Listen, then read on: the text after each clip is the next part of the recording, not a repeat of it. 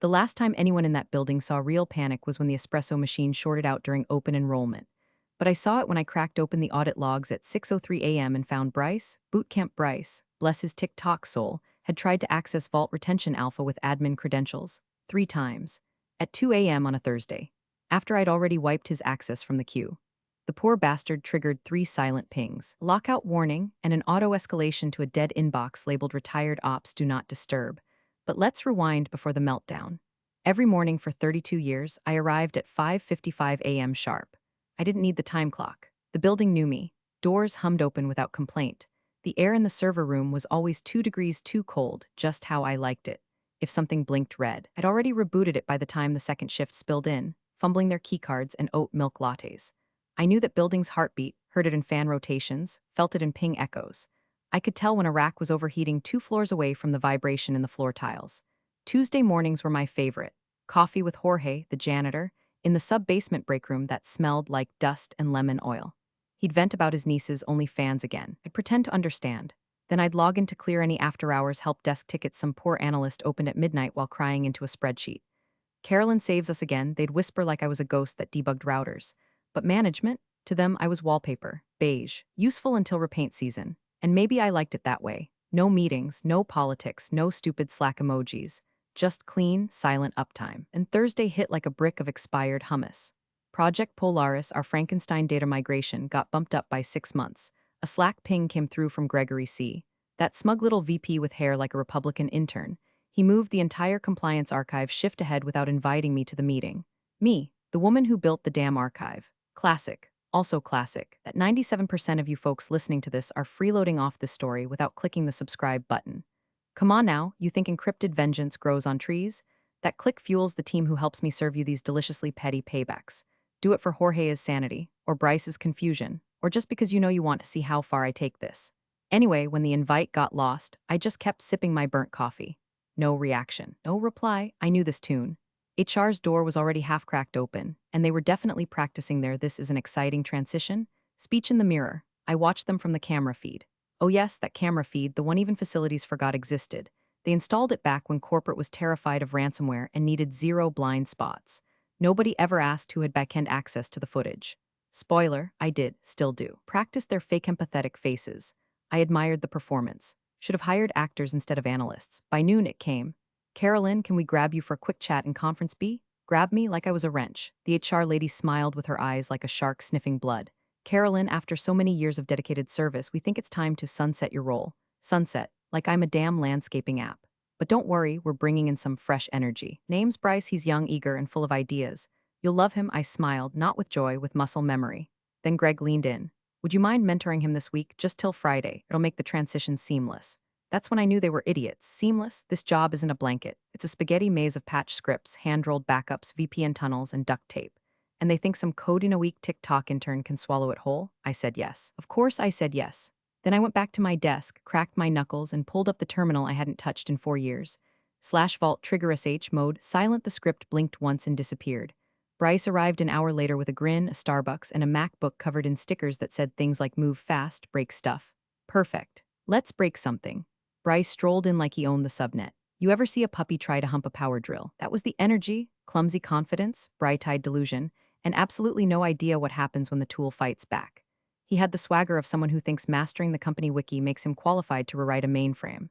Slides a USB-C dongle into his Mac like he's about to perform digital surgery. First words out of his mouth, "Don't worry, I already watched a few YouTube tutorials on COBOL. Pretty sure I get the gist." The gist, son. COBOL isn't a gist. It's an eldritch beast duct taped to a filing cabinet and hooked up to an Roman 4 drip of denial. I've seen grown men cry over a misaligned punch card migration.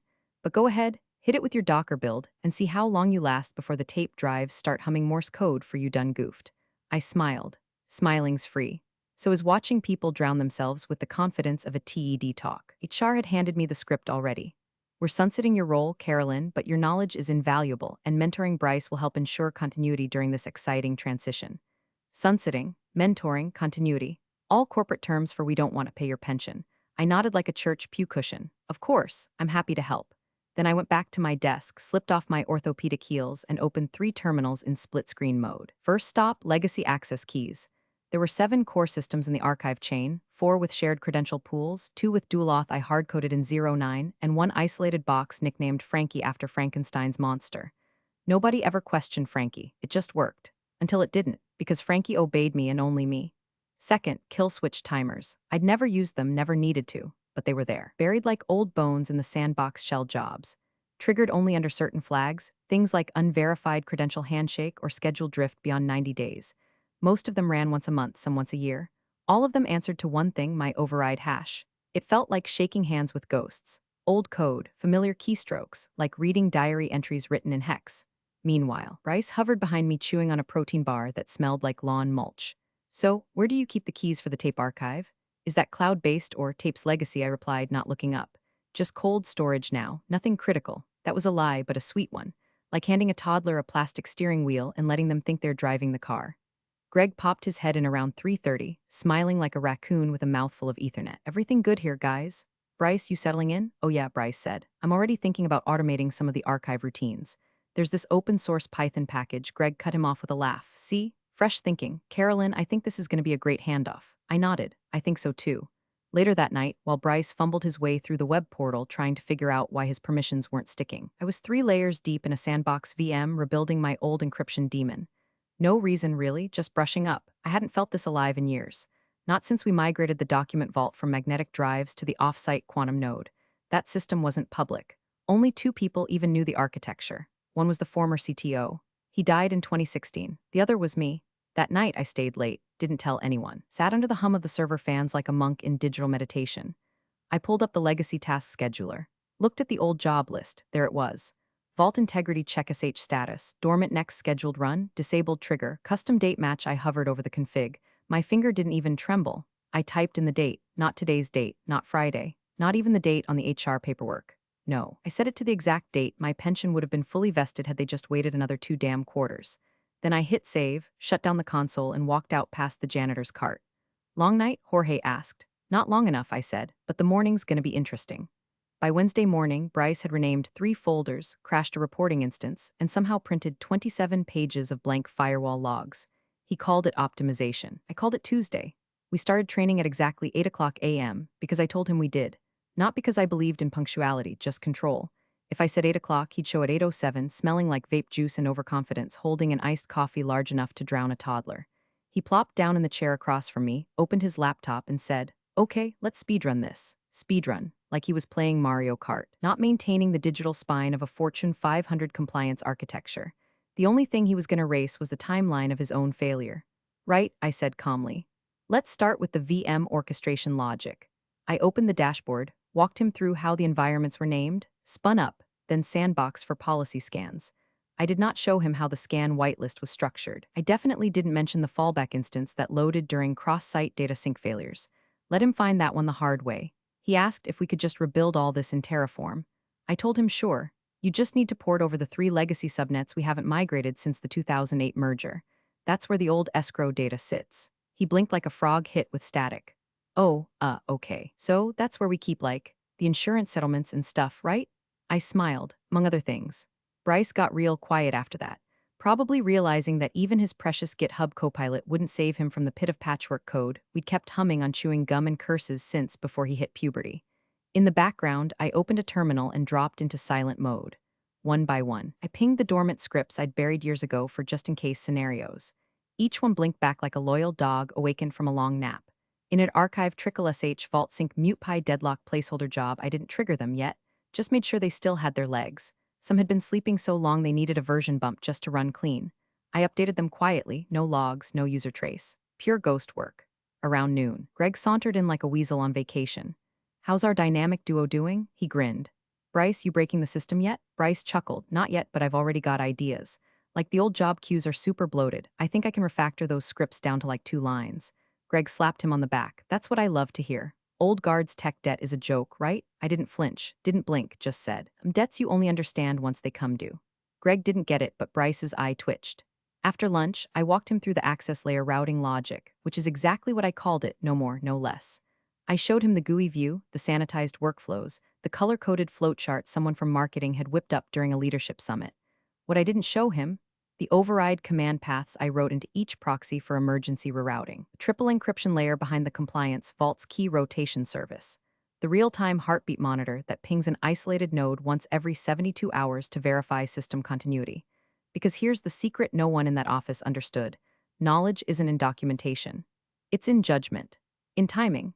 In knowing that if a file goes missing at 3:42 a.m. on a Friday, you don't check the logs. You check the tape drive cache for an unsigned rollback script that shouldn't exist. Bryce thought training was transfer. I knew it was triage. By 4 p.m., he looked exhausted. Do we have like a wiki or something for all this? He mumbled. Oh sure, I said. Just needs some updating. He nodded, not realizing the wiki was last touched during the Obama administration and still referred to me as Systems Sorceress. A joke from the old CTO. God rest his memory. Before leaving, I made one more note in my private archive. Not transferring. Root recovery token for escrow ledger legacy session in a handshake pattern for quantum node 01 tape decryption salt file locations, where the real backup console lives. Hint, not behind the VPN, let the boy build dashboards. Let him color code risk tiers and slap automation on top of chaos. But when the audit storm comes, and it will, you won't even know which direction to run. And me, I'll be long gone, watching the storm roll in from somewhere quiet, somewhere peaceful, where speedrunners don't survive. Bryce asked about the off-site archive while poking a terminal he didn't understand like it was a microwave with too many buttons. So where's the actual backup? You know, the long-term one, the cold storage stuff. That's off-site, right? Where do we go for that? I didn't blink. Just tilted my head like I was trying to remember a half-forgotten birthday. Oh, I said, wrapping my voice in the same polite fluff HR uses to deny bereavement requests. That's mostly legacy. Cold backup, rarely needed. We keep it on ice for compliance audits and the occasional lawyer tantrum. It just hums along. Cool, cool, he said, nodding like he understood any of that. So where's it live? Oz, Azure. I didn't see it listed in the Vault dashboard. Not in the main view, I replied, sipping stale coffee. Legacy stuff's on its own loop, and that was technically true. It was its own loop. A Vault pipeline older than Bryce's driver's license, partitioned across 2 encrypted nodes in a data center we no longer technically lease but still ping every 72 hours like a heartbeat monitor on a ghost. The audit logs show uptime. The physical files, locked in recursive archive shells, keyed to a very specific time-based hash. Which brings me to the real star of the show, Vault Recovery Chain Job. It lives deep, so deep it requires nested auth shells and 2 handshakes just to see the queue. Most wouldn't notice it even if they got in. It runs silent, minimal resource footprint, camouflaged in a cluster of forgotten test jobs and dummy workloads. Every day at 3:01 a.m. does one thing if current date equals retirement date. Initiate unlock sequence. That's it, one line, simple, elegant, merciless, and Bryce was too busy trying to brute force a read-only directory to notice the bomb ticking beneath his feet. That afternoon, I watched him copy/paste something from Stack Overflow into our sandbox and fail spectacularly.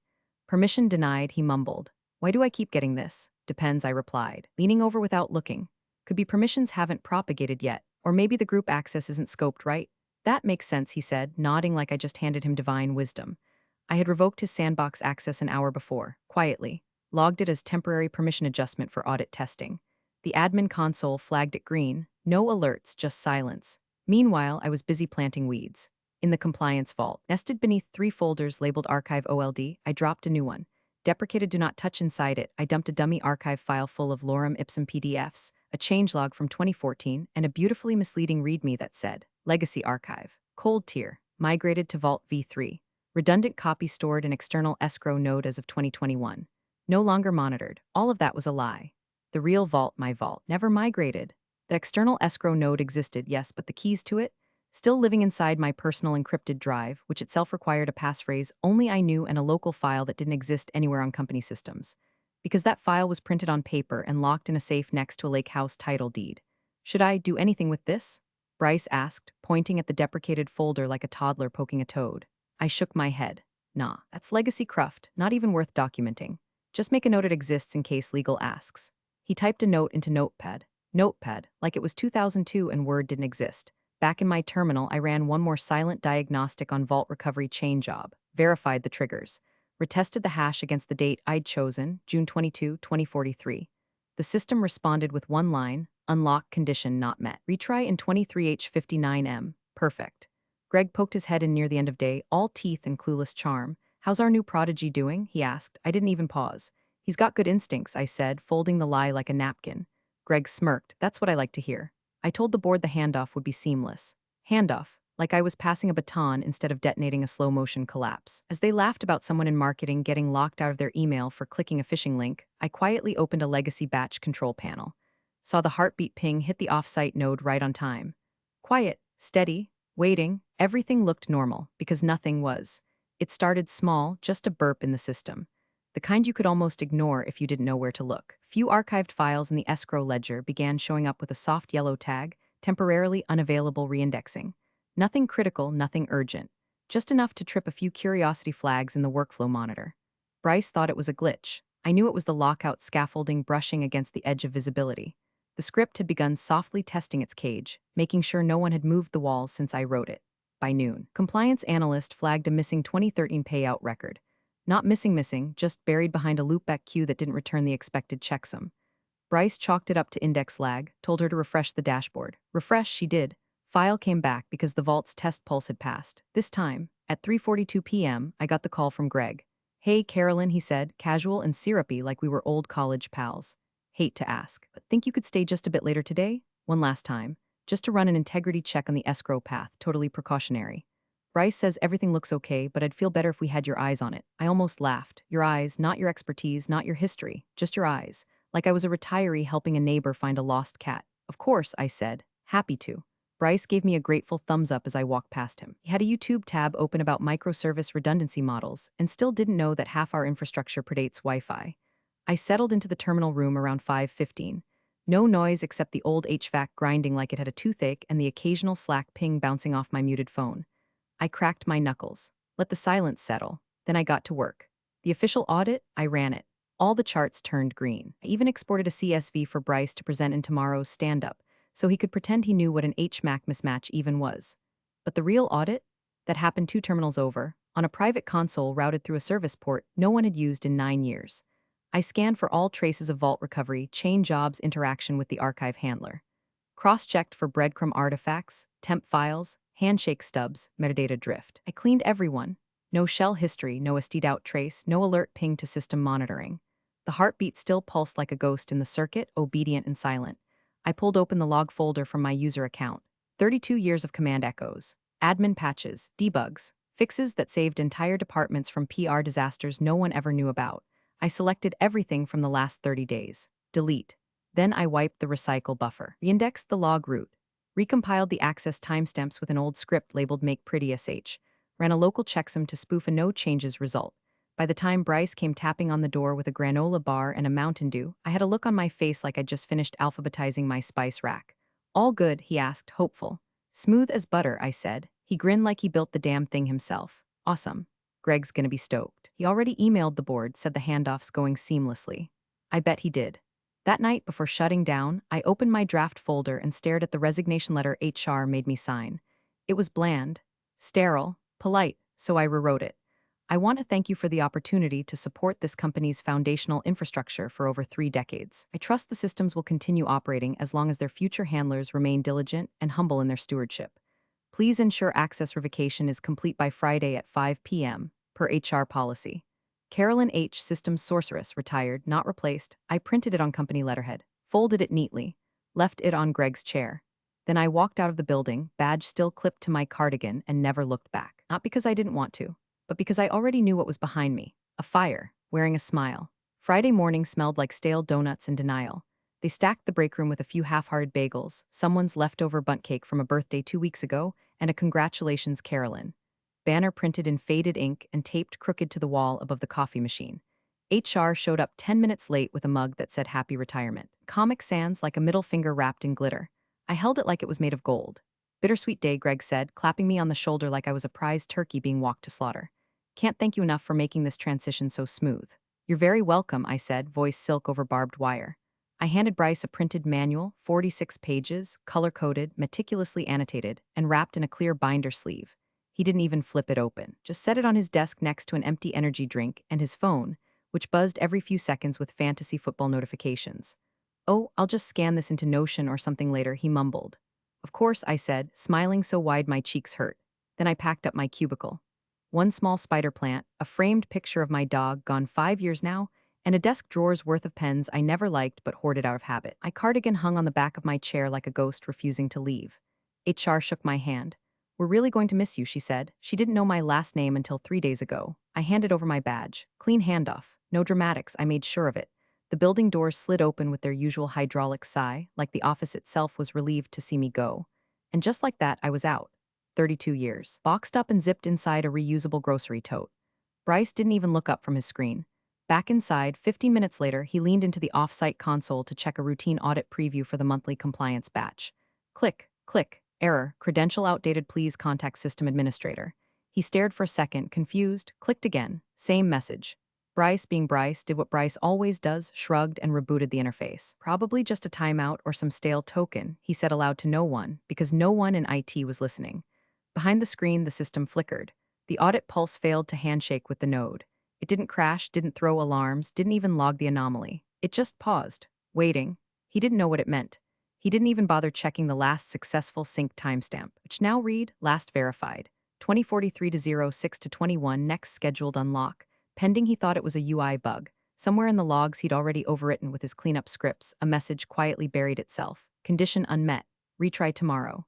Meanwhile, Greg was sending his final Friday email to the board. Subject, seamless transition. Carolyn wrapped up her duties today. Bryce has full coverage and already implemented early improvements in our archival retrieval speed. No hiccups reported. Cheers, Greg C. I bet he cracked open a beer by 5:01. Bryce plugged in his wireless earbuds and launched into his usual deep focus playlist, completely unaware that the off-site console had just slipped into observation mode, quiet, blinking, waiting for the condition to flip. I was already in the parking lot, keys in hand, sunglasses on, the stupid mug in my tote bag like a trophy I didn't ask for. Jorge the janitor waved to me from the dock. "You really out of here this time?" Clock struck midnight, I said, grinning, pumpkins heading home. I didn't feel sad, not even nostalgic, just calm because the illusion was whole. The handoff looked clean. Bryce thought he was in charge. And the system was just getting started. By 8:17 a.m., Monday, the system had already swallowed its own tail. It started with a ping from legal. Nothing dramatic, just a heads up that they needed to pull 3 archive compliance cases for an old class action appeal. They'd done it a dozen times before. Simple pull, cross-reference, certify the logs, send it to the vultures in litigation. But this time, error, archive node unavailable awaiting verification trigger. Legal tried again, different date range. Same result. Assumed it was a hiccup, called Bryce. He told them, yeah, we're moving some stuff around in the archive layer. Just a cache thing, it wasn't. By 8:42, compliance chimed in, now asking where the entire 2012 audit record had gone. Bryce tried to play it cool. "Oh, that's probably under one of the newer vault branches I set up Friday. I did a little pruning. Might have consolidated the indices." The email thread grew teeth. By 9:03, 6 people were looped in. By 9:10, it was 17. The system was spitting back increasingly aggressive warnings. Unverified access request archive locked time check condition not met. Retry in 23H59M. Administrator override required. Override Carolyn hash status. Inactive. Bryce blinked at the console. "Carolyn? Why's her name showing up? She's gone." He tried a soft reset of the vault interface. No luck. Tried rolling credentials through the admin panel. Got denied, flagged as unauthorized requester. He Googled how to force re-verify external vault node. Found a Reddit post from 2014 written in broken English warning, "Don't touch live job with date hash lock unless you have root access and God's blessing." He clicked off the tab. By 9:31, someone from IT tried to deploy a hotfix patch to temporarily override the archive ping. The patch bounced. Dependency mismatch. The node flagged a rollback and quietly triggered another lock cycle. Meanwhile, the system tried one last time to verify its vault timestamp. Date condition false. Recovery deferred, and that's when the real panic set in. Greg came stomping down the hall, face already 5 shades into a professional meltdown. "Why can't we access the damn archive?" Bryce tried to stand up straighter. It's just a credential thing. Some sync token expired. "I'm gonna regenerate the admin keys." And regenerate what exactly? Snapped someone from compliance. "Do you even know how the vault handles file immutability markers?" Bryce's face flushed. "Look," he said, voice cracking under pressure, "I didn't build this thing. Carolyn must have left behind some legacy trapdoor, or did she train you on this?" "She gave me a manual," he mumbled, not adding that he hadn't opened it past the table of contents. At 10:05, buried string in the vault's diagnostics console finally surfaced on a rotating status banner, like a quiet smirk written in code. Override required, authorized architect, Carolyn H. Retired status, inactive permission escalation unavailable. Greg froze. "So we need her to fix this?" Bryce didn't respond. The room fell silent except for the hum of machines waiting for validation that would never come. Calls were made. Carolyn's number, disconnected. Her company email, auto reply. "Thank you for reaching out. I'm no longer with the company. For archive-related questions, please contact Bryce in IT. Warm regards, Carolyn H." At 10:21, Greg walked into the conference room, face pale and jaw tight. He opened his laptop, typed an emergency escalation request. Subject, archive lockout, need immediate assistance recipients. C-suite, legal, IT, compliance. Bryce body were locked out of the off-site archive node. All attempts to access or override are being rejected. Legacy access credentials point back to Carolyn H., who is no longer with the company. No alternate credentials found. Escalate immediately. Attached screenshot, error, unlock condition not met last verified admin, Carolyn H. Next unlock window, 2043 to 06 to 22 estimated time remaining. 6,651 days. Greg stared at the countdown. 17 years. Bryce stared too. Only difference? Greg finally realized what he'd done. Bryce still thought he could fix it. The archive was sealed. And the only person who could have stopped it was watering her garden, miles away, without a care in the world. First call came in just past 11 o'clock a.m. Greg, it went straight to voicemail. He tried again 4 minutes later, then twice more by noon, no message, just that desperate silence that clings to the end of every corporate downfall. Carolyn didn't answer, she didn't even flinch. She was halfway through a library book with a cracked spine and a title no one under 50 would recognize. Her lawn chair creaked in the soft breeze beside the lake, dragonflies slicing lazy circles over the water. Her phone sat face down on a thrift store coaster, screen dim, battery at 63%. When it buzzed, she didn't reach for it, she turned the page. The second buzz came with a longer vibration, a text, then another, until the notifications began piling like autumn leaves, corporate desperation dressed in apology, fake humility, and vague threats masquerading as urgency. One came from Greg. Carolyn, please. I know we had our disagreements, but we really need your help. The archive isn't accessible and legal is freaking out. Another from some poor compliance drone she didn't recognize. Hi, Miss H, apologies for the intrusion. We're trying to resolve a time lock issue with the off-site backup. If you're available to consult, it would be a huge help. And finally, Bryce. No greeting, no punctuation. Just the digital equivalent of a toddler knocking on a locked bathroom door. Just need the override code lol. Carolyn chuckled. A dry, almost inaudible sound. She finally turned the phone over. One last buzz. Another message from Greg, this time stripped of charm. We're getting heat from legal and finance.